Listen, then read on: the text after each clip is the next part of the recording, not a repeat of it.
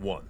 Hey, welcome into the Stinkin Truth Podcast. Mark Schlereth alongside Mike Evans. Thank you so much for being a part of it. Please make sure you download. Now, I don't know if you download. You've already done that, right? You subscribe. You subscribe. That's what I was trying to say. You subscribe, push the subscribe button, push whatever other buttons you need to push, but push some buttons and help us out over here. Mike, how are you, buddy? I'm good. I'm good. Yeah. You seem a little rattled. Are you? No, I'm not rattled. Are you feeling the effects of your week-long war with Philadelphia fan and Philadelphia media? What's going on? No, I know. Well, I know what Philadelphia fan. I have a pretty good sense. I played enough against Philadelphia. I've been around Philadelphia enough. I've done enough stuff over the years, both with ESPN and now with Fox, with Philadelphia fan. So no, I'm not at all rattled. As a matter of fact, I like it. I like the hate. You know, when I got into this business, I do this to entertain myself. You know that, right? That's the only reason I do this business, to entertain myself and to draw a paycheck, okay? So those are the only two reasons I do it. So I understand that. The other thing is, a wise man once said to me when I first got in this business, you want 50% of the people to love you and 50% of the people to hate you. And if you do that, if you have that ratio, you're doing a good job. So, like, I love the hate. I love it when people throw things at me. The other thing is, whether you're a fan or whether you're a media member, and you know who I'm talking about, if what you say to me is the broadcast was horrendous, you're awful, it's two X's and O's, plus you were so biased, you didn't hear the game you wanted to hear. I don't get paid to talk about the game that you want to hear. I get paid to cover the game in front of me. And if you're throwing at me, especially a media member, that I was biased in my broadcast, then you're a candy-ass bitch. And you know exactly who I'm talking about. That's exactly what you are. I didn't get to hear the game I wanted to hear. He's horrible at what he does. He's the worst ever. You're a candy-ass bitch. That's what you are. So I can't help you if you didn't get to hear the game that you wanted to hear. Sorry, I'm not sorry. So what was the beef? We talked about the Washington-Philadelphia game that you called for Fox last week. What was the beef? Apparently, I was supposed to blow sunshine up the ass of Philadelphia fan, even when a team that had given up 40 sacks in 7 games, that couldn't protect their quarterback, that refuses to run the ball, a team that I eviscerated on this podcast and went in there, and every coach talked to me about it, and you know what? They accepted it. They weren't making excuses. They weren't, oh, you're being too hard on us. Oh, you're biased against us. Oh, no, they were like, yeah, you're right. You're 100% right. So a team in Philadelphia who's a far better team, who I've talked about many times as being the best team in the National Football League right now, a team like that who was facing a team that couldn't run it, refused to run it, couldn't protect their quarterback, had given up 40 sacks, and to that point gave up 400 yards of offense, over 400 yards of offense, 4 TD passes to a kid that couldn't hang upright and didn't sack him until the very last play of the game.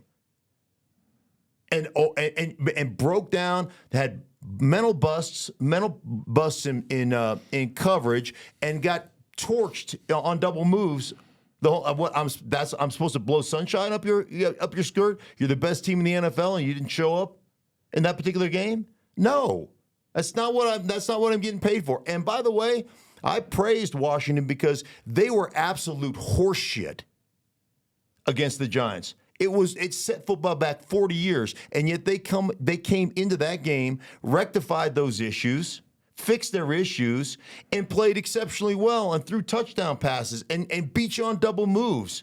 They did a lot of really good things. So instead of focusing on the poor performance I saw in Philly, I focused more on what was right with Washington and the corrections they made. And if you don't like that, again, you're a candy-ass bitch. 3 of them. Okay, so that brings us to this week's game, Philadelphia and another fan base that loves you. Yeah. Dallas Cowboy fans, because, oh, boy, you've had nothing but nice things to say about the Cowboys. I think I heard earlier on one of these podcasts, hey, doesn't matter what the Cowboys do well because at some point they're going to choke. So with that as the backdrop, let's talk about this game, Eagles and Cowboys. Yeah, Eagles and Cowboys. Again, like I've said, from day one, like I said on the broadcast, I think Philadelphia is a team you can forget about all the skill they have. A.J. Brown is as good as it gets in this league. And between he and Tyreek Hill, like, pick your poison. But those are the two best wide receivers in football. And A.J. Brown is a complete player. He's great, right? Jalen Hurts is playing really good football. The biggest issue between Philadelphia last year and Philadelphia this year is they're turning the ball over. Fumbles, interceptions, a couple of things. They clean that stuff up. They're a juggernaut. And I think the crazy thing, talking to Nick Sirianni about this team, it's the way I felt about this team. They're built from the inside out. I think they have done a tremendous job. Howie Roseman has done a great job of just building a bully. I mean, they are the biggest, strongest, most athletic, physical team in the National Football League.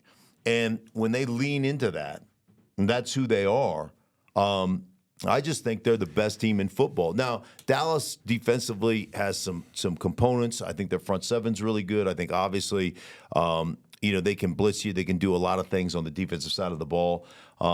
Too inconsistent on the offensive side of the ball. Philadelphia's got to get their stuff together defensively, though. Their back end, and a lot of it is not their fault. Their back end, they've had a bunch of injuries. So their secondary, they've had 8 different starting combinations in 8 separate games. That's hard to build continuity. And, of course, they started Kevin Byard in that game they just traded for on Tuesday against Washington, and there was some communication issues and some what I would call busts in their back end.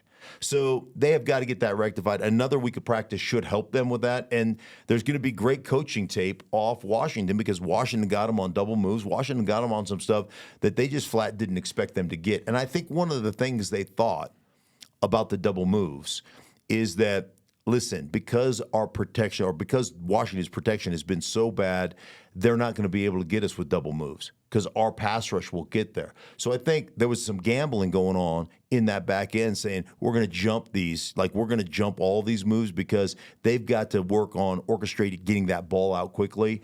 And obviously they weren't doing that. And so, Washington hung 31.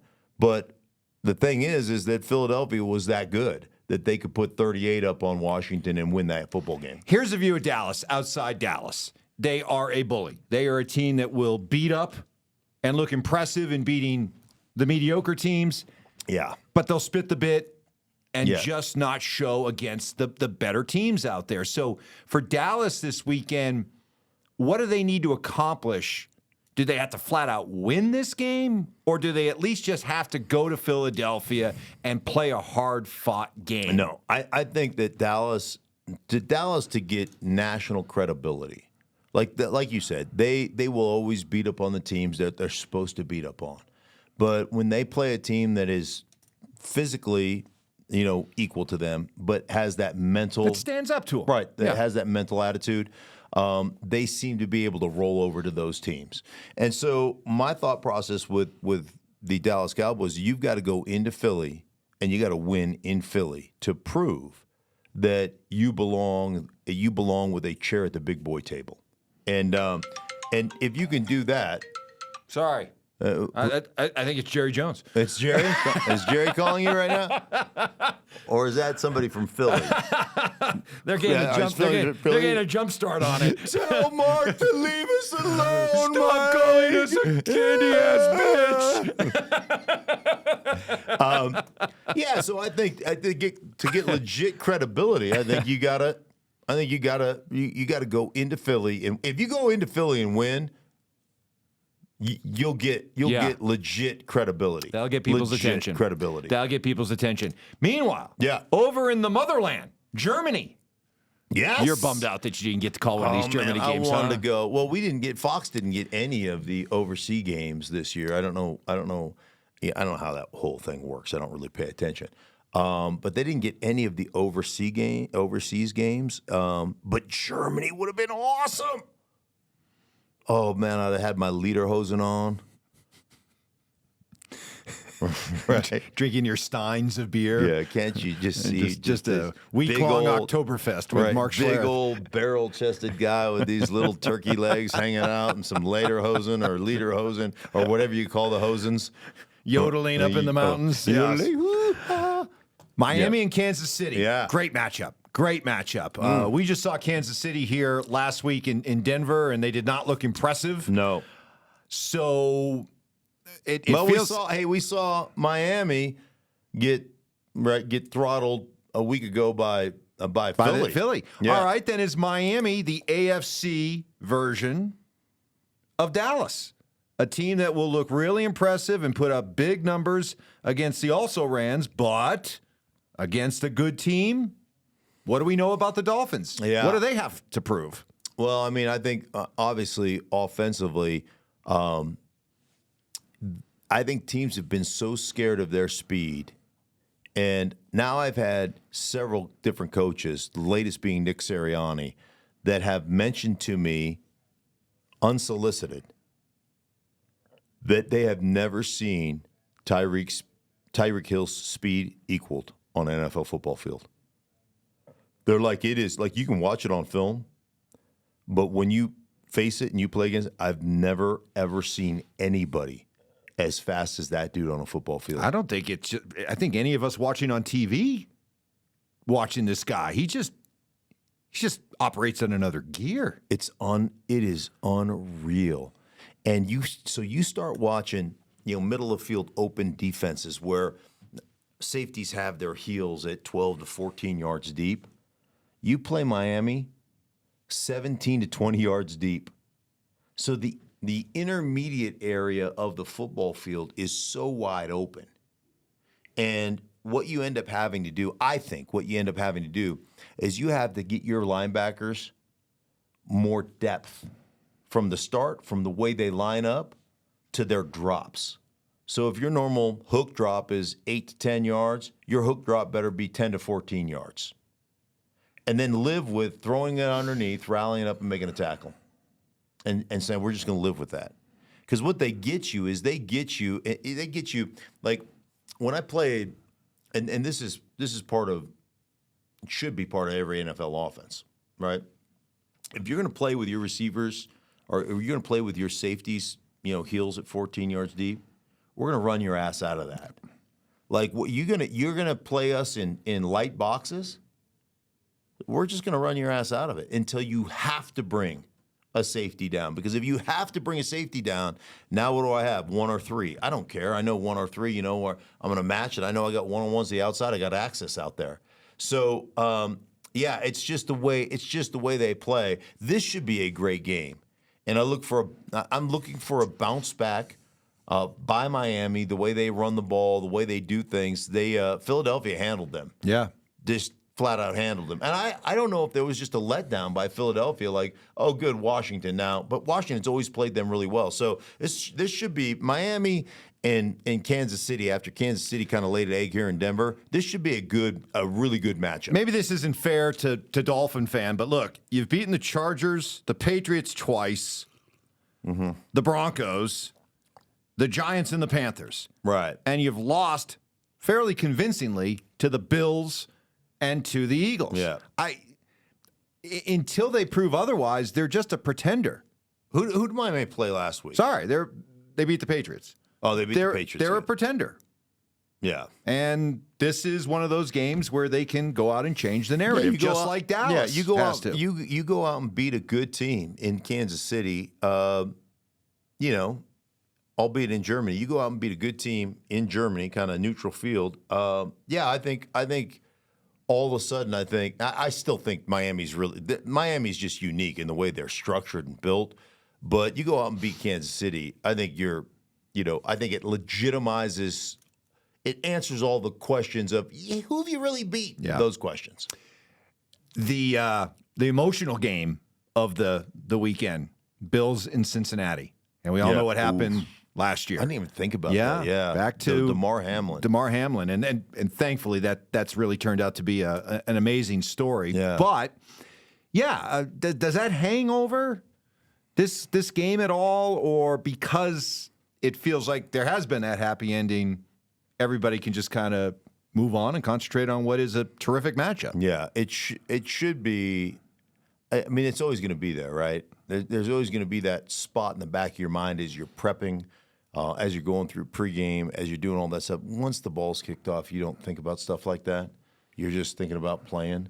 But it is a remarkable story, and DeMar Hamlin's a remarkable kid, and look forward to the day that I get to meet him, because it is, you have a certain brotherhood in the NFL, and regardless of where you played or what you did, there is that connection that you have with guys and organizations and all that kind of stuff. So, bottom line is, I think it's a pretty awesome story. I think right now Cincinnati is that team that nobody truly wants to play. And you look at a couple of things. One, everybody will focus upon Joe Burrow, and rightfully so. Joe is, Joe Cool. I mean, that guy's all balls. And now that he's healthy and he's scrambling around, he can protect himself. I did a game of his in like week 3 or week 4. He lost. The Bengals lost to the Titans, and like there were times where he just had a self sack. There were times where there was pressure. There was no escapability. And they're going to operate out of shotgun in pretty much the entirety of the game and all that stuff. But he couldn't boot out. He couldn't play action. There's just a bunch of stuff he couldn't do. And now that he can do all that stuff, they're starting to play really well again. But I think the hidden gem is we focus so much on Jamar Chase, and we focus so much on Joe Burrow and the offensive side of the ball with Mixon and the other guys they have, Higgins, and they've got some players, that we tend to forget how good this defense has the potential of being. And Lou Anarumo is a phenomenal football coach. And they're one of the more, call them, multiple defenses you will watch play. And they are very tied together. They don't make a lot of mental mistakes. And they create a lot of plays based upon how multiple they are. And let's face it. You look at Josh Allen, man, they've turned the ball over, especially in the red zone in the last year and a half. They've turned the ball over. They feel like they're still searching for an identity. Ever since Brian Daboll left, they just feel like they're not quite in sync for 4 whole quarters. And I don't know, I kind of like Cincinnati in this game. Josh McDaniels. Hurricane Josh, we call him here in Denver. When he got his first head coaching opportunity, it did not work out well here. Right. Broncos fans flat out despised him, and he ended up getting fired.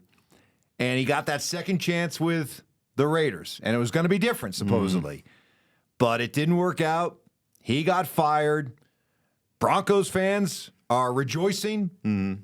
First of all, they love to see the Raiders miserable. Right. But it's kind of a case of, hey, we warned you.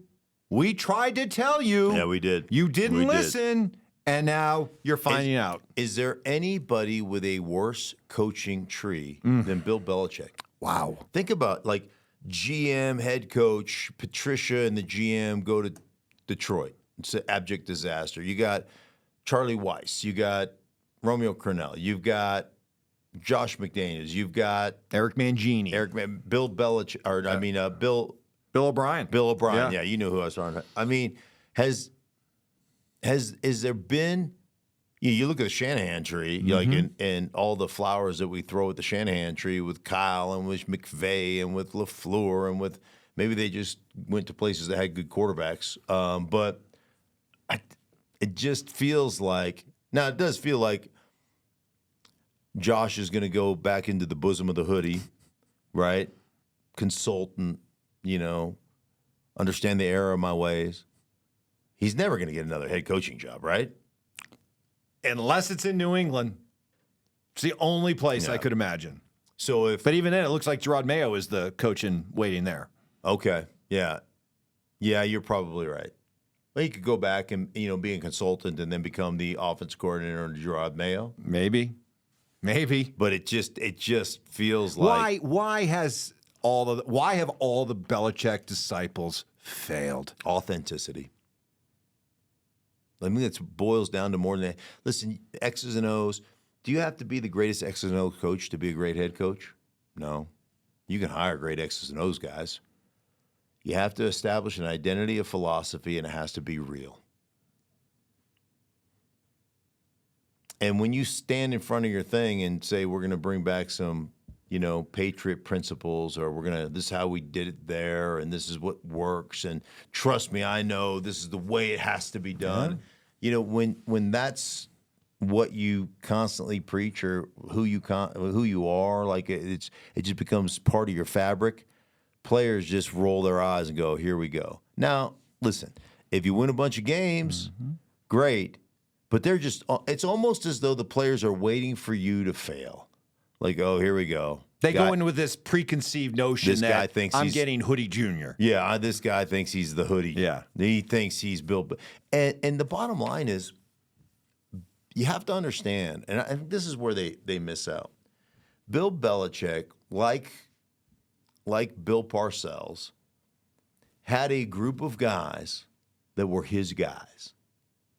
And that group of guys accepted that hard, in-your-face style of coaching.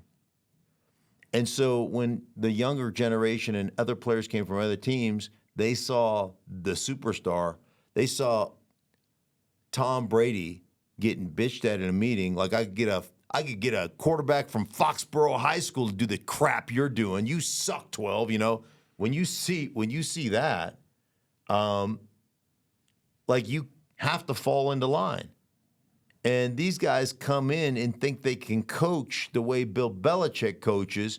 What they don't understand is Bill Belichick has got a certain gravitas, and he's been given a certain leeway because the guys on the team have allowed that to happen. And I think they come in and think they're going to do it just like Bill did it, and then it just falls upon deaf ears. What did we learn about the trade deadline? What did we learn from the trade deadline? After weeks and weeks, and it probably happened in every single NFL city out there, all this talk about trades and fire sales and buyers, sellers, it ended up being kind of just a ho-hum. There were about 15, 16 moves, a couple second-round picks, a couple third-round picks, but just a whole bunch of fifth, sixth, seventh-round picks. What's the lesson that we learned from that? I think the value in regards to draft compensation, the value is people value their draft picks more than they value your players. And so now, come draft time, I think it switches a little bit. One, because you've got more competition for the picks, right? Or more competition. Right now, there's 3 or 4 or 5 maybe buyers in a certain market, in defensive end market, for instance. Whereas, come draft time, and you don't have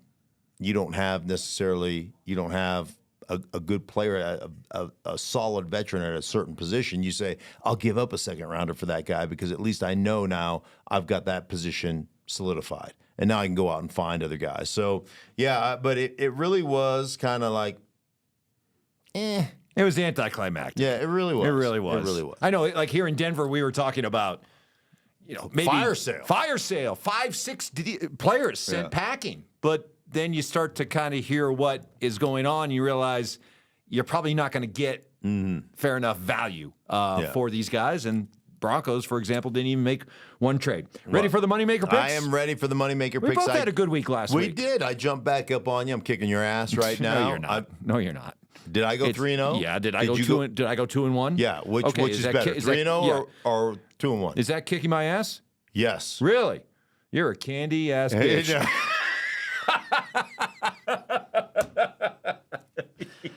I don't know. I figured that was the word of the day, phrase of the day. Is winning in the Super Bowl more? You'd rather lose a close one in the Super Bowl, or would you rather win? All right, smart guy. You go first. Okay. So I was 3-0, which takes me to a 13-11. No, 13-10-1. Okay. You were 2-1, which takes you to 13-11. Oh, wow. Yeah, that's kicking my ass. Yeah, that's an ass kicking. Mm-hmm. Yeah, I got a solid, half game and a half? Game and a half? Half game? Half game lead. Half game lead. Mm-hmm. So there you go. There you go. What do you got? All right, my Moneymaker picks are this. I've got Seattle getting 5.5 against Baltimore. I'm taking the Seahawks. I've got the Bucks getting 2.5 against whoever they're playing. I don't even know. The Texans. Texans getting 2.5 against the Texans. I like the Bucks. I like that defense. I like Todd Bowles. And then I've got the Colts giving 3 points up to the Panthers after the Panthers got their first win. That's about as much as they're going to get. So I've got the Colts winning that game. That feels like a good 1-2 to me. I'm going to go Philadelphia. Sorry, just not buying the Cowboys. Okay. And I don't want to feel the wrath of you Philly fans. So I'm going to take Philly. Love Philly, -3. I'm going to take the Bengals, -2. I just think Cincinnati I think they're the best team in the AFC right now. So I'm going to take the Bengals -2 at home over the Bills. And I'm going with the new coach bump. Antonio Pierce, you're my guy. I'm going to take the Raiders -1.5 over the Giants. You're giving it is the Giants, though. Well, too late. Seems like 0-3 to me. No, I think you're 1-2. I'm probably 3-0. You're 1-2. All right, we'll find out. Hey, thanks for subscribing. Make sure you throw us a comment in the comment boxes. I'll try to answer some of those. And I just appreciate you guys being with us this whole stretch of the way. And anyhow, for everybody involved in the Stink Truth podcast, make sure you subscribe. For Mike, I am Mark. We thank you so much. Hey, for everybody involved in the Stinky Truth, we thank you so much. Thank you for watching. If you enjoyed the video, please make sure you don't forget to give us a thumbs up. Subscribe to our channel for more content just like this. If you want to see more of our videos, you can also be sure to check out our playlist. Let us know exactly what you think in the comments below. We appreciate you guys so much for being a part of that. Don't forget to follow us on social media to stay up to date on our latest updates. Links are in the description. Thanks again for watching, and we'll see you in the next video.